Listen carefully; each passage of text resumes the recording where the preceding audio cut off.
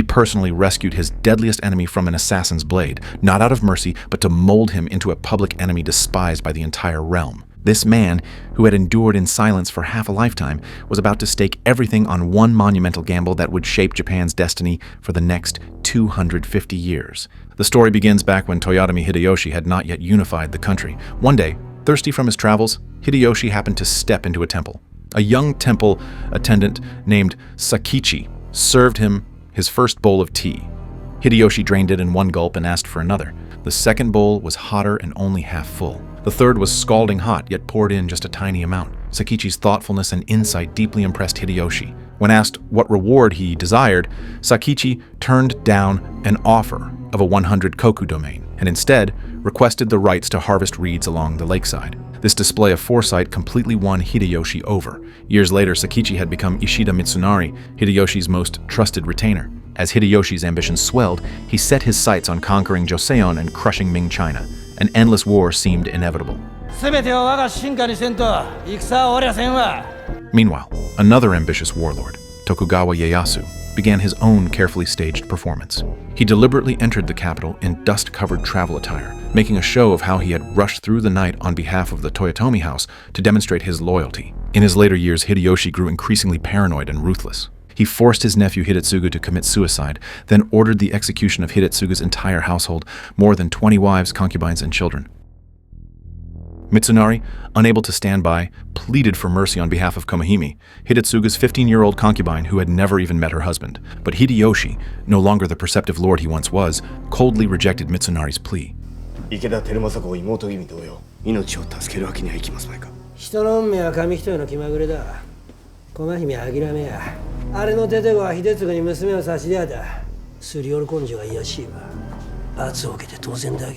On the banks of the Sanjo River, a scene of hell unfolded. Hidetsugu's family was publicly executed. Mitsunari's close friend, Otani Yoshitsugu, watched in anguish. In the chaos, some of Komahime's maids, unable to bear the humiliation, fought back fiercely, only to be cut down mercilessly by the soldiers. Amid the slaughter, one maid named Hatsume battled with extraordinary courage, catching Mitsunari's attention.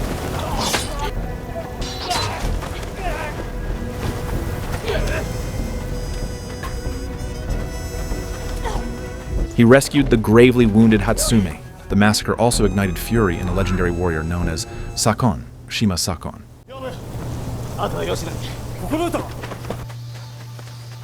Mitsunari searched far and wide until he finally found Sakon in a bamboo grove.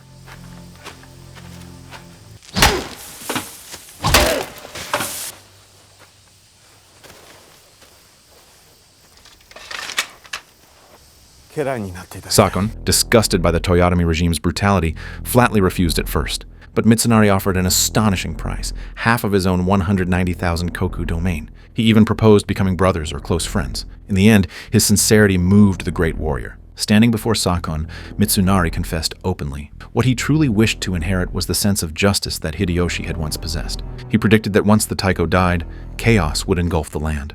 When that day came, someone would have to raise the banner of righteousness, standing against the tide when everyone else chased profit and power. On the other side, Mitsunari took in the surviving maid, Hatsume. She was originally from the Iga ninja clan, trained from childhood to be treated like a dog, a tool skilled in espionage, incitement, infiltration, and every dark art. Mitsunari invited her to serve him, to help change this unjust world and raise the banner of Daiichi Daimon Daikichi, one for all and all for peace. Moved by his ideals, Hatsume became his sharpest blade from that moment on. Mitsunari had secured two formidable allies, but his bluntness and pride kept making enemies.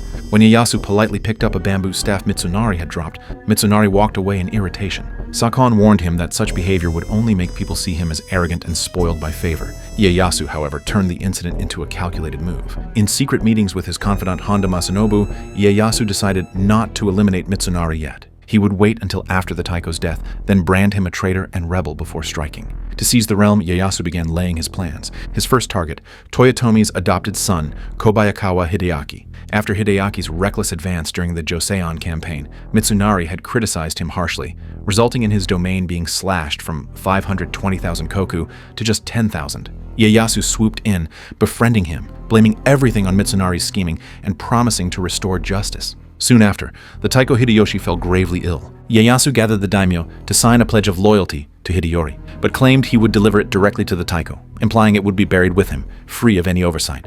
Mitsunari's immediate challenge to this move once again offended Ieyasu. Mitsunari, 言葉を慎め、慎んでおりますが。そりゃせんわ。徳川殿ならばこそご堪忍なされておる。そばで聞いちゃるわしの方が腹立つ。おい、しゃべれ。At the same time, a shadow war raged among the ninja.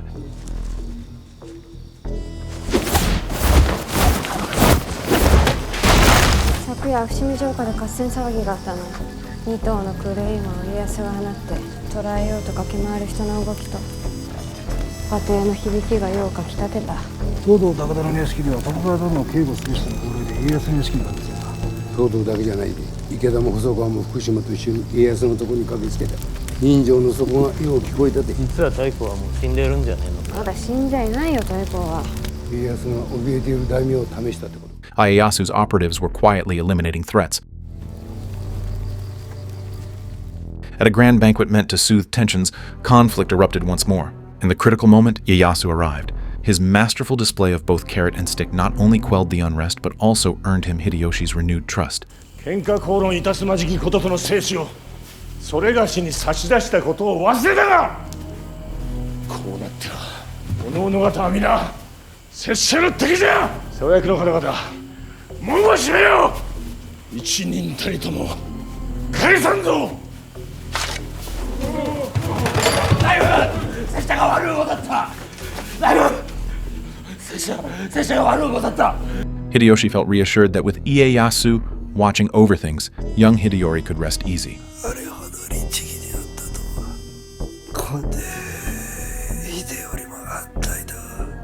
この三成ある限り、夢家康めに大金を盗まれるようなことはいたしません。ご判断されますよ。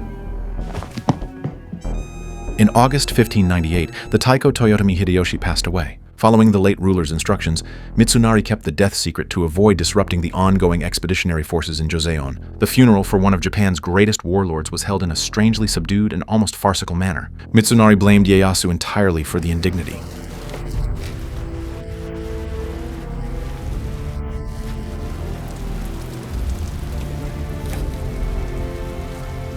With Hideyoshi gone, Ieyasu no longer held back. He courted Kado Kiyomasa, a general who already harbored deep resentment toward Mitsunari, and incited him to impeach Mitsunari's ally Konishi Yukinaga, hoping to spark internal division within the Toyotomi camp.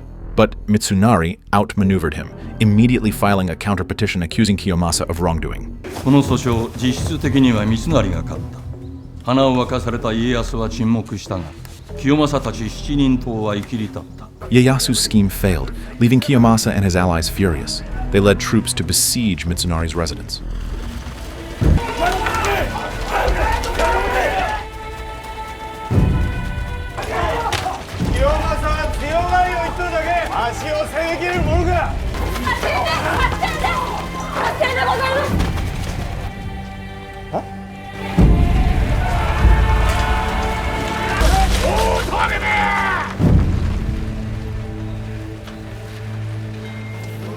島津が家康になびくわけがない。朝鮮の陣における島津様の働きを褒めておりました。茶室の会はお前が忍び込んで聞いたのか。家康様の警護を務める伊賀者を一人買収いたしました。画像の骨折り。紛れもなく朝鮮の陣での論国交渉は太閤殿下のご遺言により秀頼様が成人して後に行うことになっとるぞ。家康は太閤になったつもりじゃねえ。狂ってる。 Sakan urged Mitsunari to avoid direct confrontation and retreat to his own domain for safety. Yet Mitsunari made a stunning decision. He would seek refuge with his arch-rival, Tokugawa Ieyasu. He correctly calculated that the one person who least wanted him dead at that moment was Ieyasu himself. Sure enough, Ieyasu took him in. Ieyasu explained to his followers that he was playing a long game, betting that keeping this troublesome piece on the board would ultimately yield greater advantages. He intended to personally nurture his opponent. Ieyasu intervened to drive off Kiyomasa and the others, then dangled the promise of control over Kyushu as bait to fully win Kiyomasa over. In this way, Mitsunari returned safely to his domain at Sawayama under Ieyasu's protection. By the spring of 1600, the air was thick with the inevitability of a decisive clash. Mitsunari held secret meetings with Naoe Kanetsugu of the Uesugi clan, forging a plan for a pincer attack on Ieyasu from east and west. The Uesugi would build up forces in the east, luring Ieyasu's main army to march against them, while Mitsunari would rise up in the rear. In July, Ieyasu issued the order to campaign against the Uesugi. Believing the moment had come, Mitsunari resolved to split the realm in two and settle everything in one battle. He dispatched envoys to rally daimyo across the land, promising the Mori clan that they would become the pillar of the Toyotomi house after victory. To force daimyo loyal to Ieyasu to defect, Mitsunari ordered their wives and children left in Osaka to be held as hostages. 奸賊家康を撃って豊臣家のご安泰をその方どもわしに一命を預けよ義は尽くしたあとは神速の実行のみ But this backfired disastrously. Retainers of the Hosokawa clan, determined to protect the honor of their lady Hosokawa Gracia, set fire to the residence and killed her to prevent her capture. Mitsunari recognized his grave mistake and immediately ordered the hostage policy lifted, but it was too late. The incident only inflamed the daimyo's resolve to fight. The Western army assembled at Ogaki Castle, while the Eastern army faced them from Kiyosu Castle across the river. Battle was imminent, yet the Western army was plagued by internal divisions. The nominal supreme commander, Mori Teramoto, delayed joining the field, and his subordinate, Kikawa Hiroi, went so far as to lead his troops up Mount Nangu, content to watch from afar.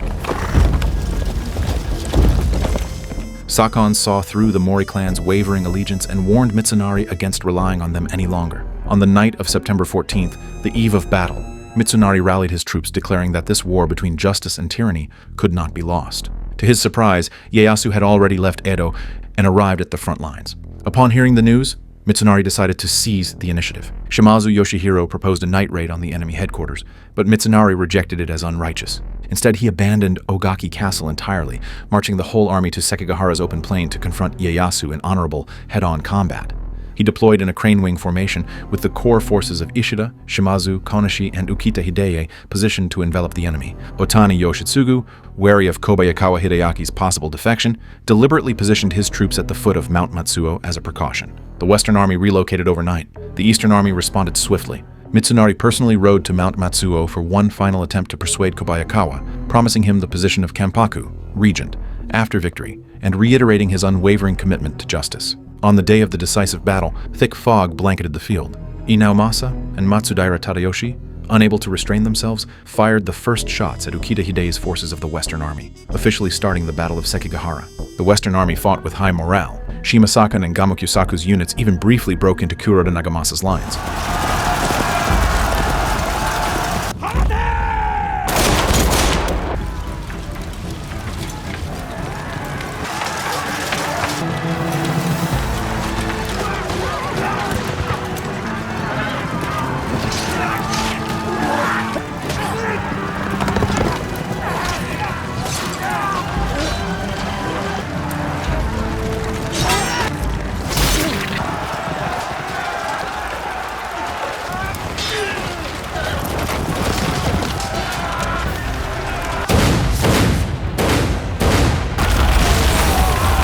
Seeing the tide turning in his favor, Mitsunari ordered the raising of red smoke signals, urging Kobayakawa Hideaki on Mount Matsuo to join the attack.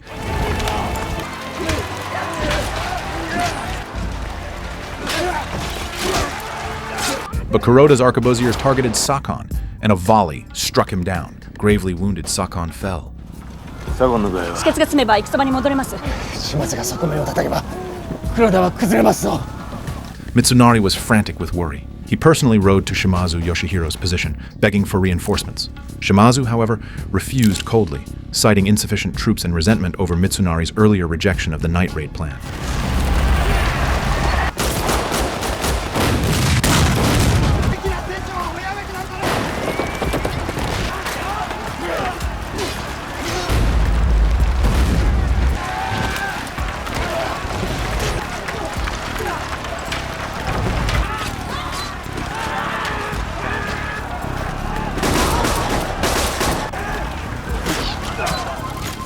Ieyasu, growing anxious at Kobayakawa's inaction, observed the field through a telescope and issued a fateful order: open fire on Mount Matsuo. The threat of cannon and musket fire finally forced Kobayakawa to choose his side, but the target of his attack was none other than his own ally, Otani Yoshitsugu's troops. Kobayakawa Hideyaki's 15,000-strong army poured down the mountainside like a tidal wave, instantly overwhelming Otani's position. Realizing the battle was lost, Otani Yoshitsugu chose to commit seppuku rather than allow the enemy to claim his head as a trophy.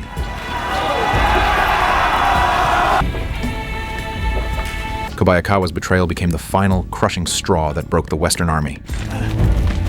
Eastern Army morale soared, and the entire force surged forward in a relentless assault. The Western Army collapsed in utter rout. Gravely wounded, Shimasakon resolved to stake his life on the justice he had sworn to uphold. He charged straight into Ieyasu's main headquarters, perishing amid the flames of his own unyielding ideals.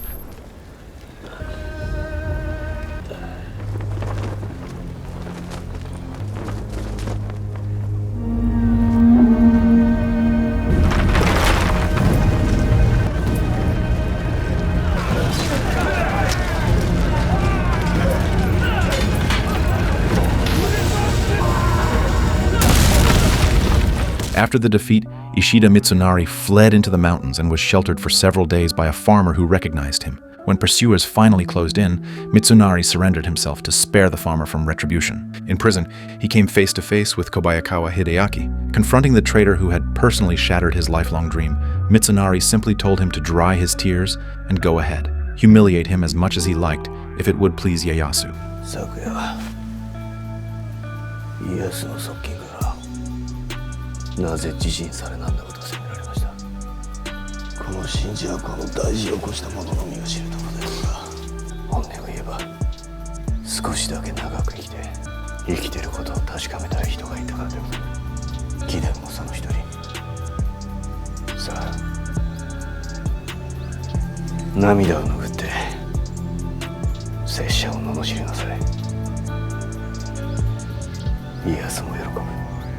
On October 1st, 1600, Ishida Mitsunari was executed. The justice he had fought for throughout his life had, in the end, failed to overcome an unjust world.